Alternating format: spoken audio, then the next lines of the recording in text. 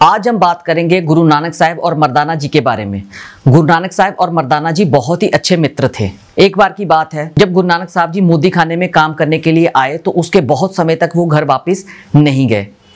तो घर वालों ने एक सुनेहा भेजा मर्दाना जी के थ्रू गुरु नानक साहब जी को कि प्लीज़ आप एक बार घर में आके दर्शन भी दे दीजिए। मर्दाना जी आए और मर्दाना जी ने आके गुरु नानक साहब को बोला कि गुरु साहब आपको आपका परिवार याद कर रहा है तो दर्शन दे के जरूर आओ। तो गुरु नानक देव जी कहते हैं हाँ भाई मर्दाना जी आप एकदम सही कह रहे हैं, मेरा परिवार मुझे याद कर रहा है क्योंकि पूरे का पूरा संसार मेरा परिवार है, दर्शन देने बहुत जरूरी हैं, तो इसलिए मैं सबको दर्शन देने जरूर जाऊंगा। मर्दाना जी समझ गए कि गुरु नानक साहब इनकार कर रहे हैं, तो मर्दाना जी गुरु साहब के साथ ही वहां पे रहने लग पड़े। गुरु साहब ने अपनी एक कुटिया बना रखी थी शमशान घाट के पास, क्योंकि गुरु साहब वहीं पर ही रहते थे। फिर उसके बाद मोदी खाने में काम करने चले जाते थे, लेकिन बेबे नानकी जी के घर में नहीं रहते थे।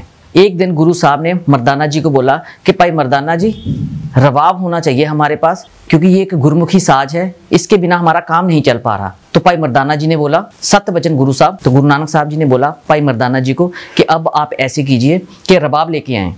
तो मर्दाना जी कहते ठीक है गुरु साहब, मैं आपके लिए एक रबाब लेके आता हूँ, पर मुझे पैसे दीजिए। तो गुरु नानक देव जी बोले पैसे तो मेरे पास नहीं हैं। तो मर्दाना जी कहते कि फ्री में तो हमें किसी ने भी रबाब नहीं देना।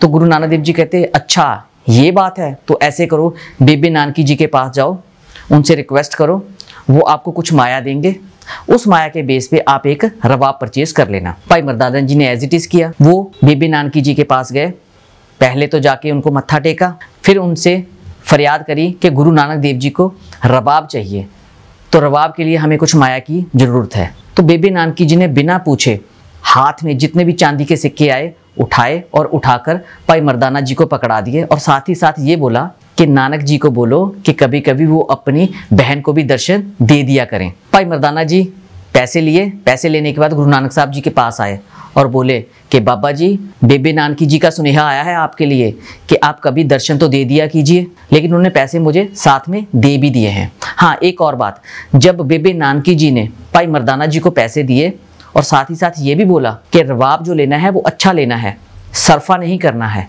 कंजूसी नहीं करनी है, अगर आपको और माया की ज़रूरत हो तो आपने बता देना है, मैं आपको और माया भी दे दूंगी। अब क्या हुआ कि गुरु साहब से इजाज़त लेने के बाद भाई मर्दाना जी गांव-गांव घूमने लग पड़े रबाब परचेज़ करने के लिए। 2-3 गांव में गए, रबाब उनको मिले लेकिन वो ढंग के नहीं थे, तो बिना रबाब परचेज किए मतलब खाली हाथ गुरु नानक साहब जी के पास वो वापस आ गए। तो गुरु नानक देव जी ने बोला भाई मर्दाना जी आप रबाब क्यों नहीं लेके आए, क्यों रबाब मिले नहीं? तो भाई मर्दाना जी बोले कि गुरु साहब रबाब तो मिल रहे थे, लेकिन आपकी वॉइस के हिसाब से कोई भी एडजस्ट नहीं हो पा रहा था, इसलिए मैंने रबाब परचेज नहीं करा। तो गुरु साहब बोलते ठीक है, अगर रबाब नहीं मिले तो आप ऐसे करो कि 2 दरिया के बीच एक जाटों का गाँव है जिसका नाम है आशिकपुर, आप वहाँ पर जाएं। वहाँ पे एक बड़ा उस्ताद है जिसका नाम है फरिंदा, वो रबाब तैयार करता है, आप उनसे जाके डायरेक्ट रबाब परचेज कर सकते हैं। हाँ अगर वो आपको कुछ आनाकानी करे तब आप मेरा नाम लेना, लेकिन पहले मेरा नाम मत लेना। तो भाई मर्दाना जी ने जैसे सुना एग्जैक्ट उसी लोकेशन पे पहुँच गए, और लोकेशन पर पहुँचने के बाद उन्होंने भाई फरिंदा जी से रिक्वेस्ट करी कि मुझे रबाब की रिक्वायरमेंट है। तो उन्होंने बोला हाँ ठीक है रबाब आपको मिल जाएगी। तो भाई मर्दाना जी कहते कब तक मिलेगी? तो उन्होंने बोला कि 2 से 3 महीने लग जाएंगे, आपको वैसी ही रबाब मिल जाएगी जैसी आप चाहते हैं। तो भाई मर्दाना जी ने बोला नहीं हमें तो जल्दी चाहिए। तो फरिंदा जी ने बोला कि मेरे पास अभी कोई भी रबाब नहीं है। इतने में भाई मर्दाना जी का ध्यान एक रबाब पर गया जो दीवार पे ऑलरेडी टांग रखी थी।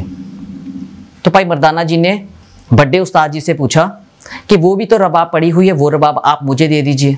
तो उन्होंने बोला कि ये रबाब मैं आपको नहीं दे सकता, ये रबाब एक फ़कीर के लिए रखी हुई है जिनका नाम है बाबा नानक। भाई मर्दाना जी समझ गए। भाई मर्दाना जी कहते ठीक है आप ये रबाब मुझे ना दीजिए, क्या ऐसा हो सकता है कि मैं ये रबाब चला के देख लूँ? तो उन्होंने बोला चलाना तो दूर की बात है, मैं तो आपको हाथ तक नहीं लगाने दूंगा। फिर भाई मर्दाना जी ने बोला कि ये जो रबाब मैं आपसे लेने आया हूँ ना, मैं ये गुरु नानक देव जी के लिए ही लेने आया हूँ। जब बड़े उस्ताद जी ने ये बात सुनी तो उन्होंने बोला क्या बात कर दी आपने, अगर ये रबाब आप गुरु नानक साहब जी के लिए लेने आए हुए हैं तो मैं आपको ऐसे नहीं दूंगा, ये रबाब मैं खुद गुरु नानक साहब जी को अपने हाथों से सौंपूंगा। तो भाई मर्दाना जी बड़े उस्ताद जी को साथ में लेके गुरु नानक साहब जी के पास आ गए। उन्होंने आके गुरु नानक साहब जी के पैरों को छुआ, प्रणाम किया और ये रबाब गुरु नानक साहब जी को सौंप दी। फिर गुरु नानक साहब जी ने मर्दाना जी से बोला कि ये रबाब लीजिए और चेक कीजिए। भाई मर्दाना जी ने रबाब चेक करी, अच्छे से चला के देखी, रबाब बहुत ही बढ़िया थी और गुरु नानक साहब जी की वॉइस के साथ मैच भी कर रही थी। तो भाई मर्दाना जी ने बोला कि गुरु साहब ये रबाब तो एकदम ओके है। इतना कहने के बाद गुरु नानक देव जी ने बड़े उस्ताद जी से बोला कि आप हमें ये बताएं कि इसकी भेंट कितनी है, मतलब इसकी फीस कितनी है, कितने चार्जेस हैं। तो वो दोनों के दोनों हाथ जोड़ के गुरु नानक साहब जी के आगे खड़े हो गए और बोलने लगे कि गुरु साहब इसकी जो भेंट है वो मुझे मिल चुकी है। तो गुरु साहब जी ने बोला कैसे मिल गई आपको? तो बड़े उस्ताद जी ने बोला कि ये भेंट का मतलब है कि मुझे आपके दर्शन चाहिए थे, ये रबाब मैंने सिर्फ और सिर्फ आपके लिए ही बनाई थी। इतना कहने के बाद बड़े उस्ताद जी ने गुरु साहब जी से आशीर्वाद लिया और अपने गांव वापस चले गए। फिर उसके बाद गुरु नानक देव जी को भाई मर्दाना जी ने बोला कि गुरु साहब बेबे नानकी जी के भी दर्शन कर लीजिए। फिर गुरु नानक देव जी और भाई मर्दाना जी बेबे नानकी जी के दर्शन करने चले गए। जब गुरु नानक देव जी ने बेबे नानकी जी के दर्शन करे, दर्शन करने के बाद उन्होंने बोला कि अब मैं सफ़र पर जा रहा हूँ विदेशों के, क्योंकि मुझे दूसरे लोगों को सीधे रास्ते डालना है। लेकिन भाई मर्दाना जी कहते मैं नहीं आपके साथ चल सकता, मैं अब गाँव जाऊँगा क्योंकि मेरे बच्चे बहुत छोटे हैं तो उनको कमा के खिलाने वाला कोई भी नहीं है। तो गुरु नानक साहब जी ने बोला ठीक है आप गाँव चले जाओ। लेकिन भाई जयराम जी जो बेबे नानकी जी के पति थे उनको बहुत दुख लगा। उन्होंने बोला कि गुरु साहब अकेले जाएंगे दूसरे देशों में तो ये तो बहुत ही मुश्किल वाली बात है। तो भाई जयराम जी ने रिक्वेस्ट करी भाई मर्दाना जी से कि भाई मर्दाना जी प्लीज़ आप भी गुरु साहब जी के साथ जाओ। तो भाई मर्दाना जी ने जयराम जी से बोला कि मैं नहीं जा सकता, मेरे बच्चे बहुत छोटे हैं, उनको खिलाएगा पिलाएगा कौन?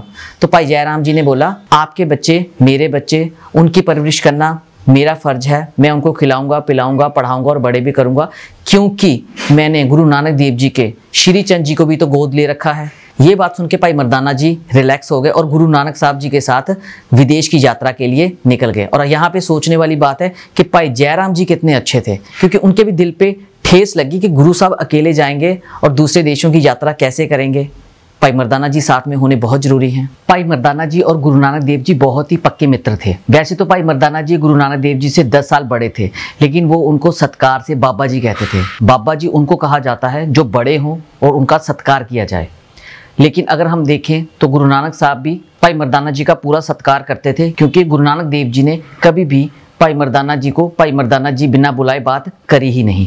वैसे तो गुरु नानक देव जी किसी की बात सुनते ही नहीं थे, पर भाई मर्दाना जी की कभी भी किसी भी बात को इनकार नहीं किया। जब तक भाई मर्दाना जी इस दुनिया में रहे गुरु नानक देव जी ने 4 उदासियां करी, लेकिन जैसे ही भाई मर्दाना जी दुनिया को छोड़ के चले गए तो गुरु नानक देव जी ने भी उदासियां करनी बंद कर दी। हाँ, कभी कभी खाने की वजह से भाई मर्दाना जी गुरु नानक देव जी से नाराज हो जाते थे, लेकिन गुरु नानक साहब कभी भी भाई मर्दाना जी से नाराज नहीं हुए, क्योंकि वो ऑलरेडी जानते थे।